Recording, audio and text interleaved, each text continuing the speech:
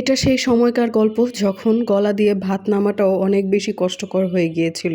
বিয়ের মাত্র 2 দিনও কাটেনি আমার, কথার যন্ত্রণায় আমার দিন যেত। ওই কথাগুলো আজও মনের মধ্যে তীরের মতন করে বাজে। আজকাল ফেসবুকে একটা জিনিস খুব ভাইরাল, মেয়েরা নাকি বিয়ের পরে তার সাথে যে ব্যবহারটা করা হয় সেটা নাকি কোনোদিনও ভুলে না। আমি হলাম তার জলজান্ত সাক্ষী। আসসালামু আলাইকুম everyone, welcome back to my new video.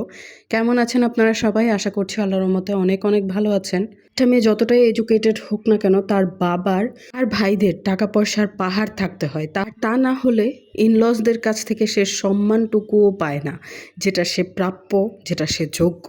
মা বাবার বাসায় মেয়েরা যখন যায় তখন তারা থাকে হ্যাপি, আর আমি তখন মা বাবার বাসায় এমন একটা সিচুয়েশনে ছিলাম যে আমি শুধু বেঁচে থাকার জন্য খাচ্ছিলাম, যতটুকু বেঁচে থাকার জন্য আমার খাওয়া দরকার অতটুকু খাচ্ছিলাম।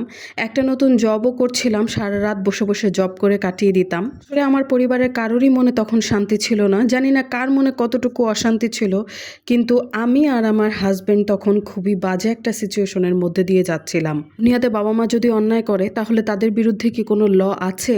আদৌ কি দুনিয়া এরকম কোনো ল বের করেছে? না, করেনি, আমার তো জানা মতে নেই।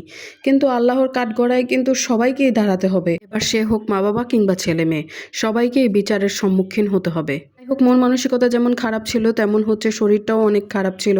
এই জন্য আর কি একটা অনলাইন পেজ থেকে আমি জাফরান হানি একটা মিক্স আর কি এনেছিলাম। ওটা খাওয়ার পরে দেখলাম যে বেশ ভালোই একটা হেলথের ইমপ্রুভমেন্ট হয়েছিল। আজকে দুপুরে ছিল আম্মুর হাতের চিকেন ভুনা আর হচ্ছে কুমড়ো ভাজি। আম্মুর হাতের চিকেন ভুনার স্বাদ আজও আমি এত মশলাপাতি দিয়েও আনতে পারিনি নিজের রান্নায়।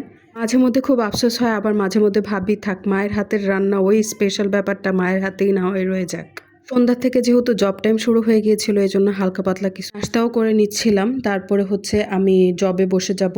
এদিকে আপনাদের ভাই সারা দিন রাতেরও সে 11টা সাড়ে 11টা পর্যন্ত খেটে বাসায় এসছে। ওর একটা ফেভারিট খাবার হচ্ছে বুট মুড়ি। ও বুট মুড়ি খেয়ে ডিনার করে তারপর শুয়ে পড়েছে, আর আমার তো সেই সকাল ভোর পর্যন্ত জব টাইম।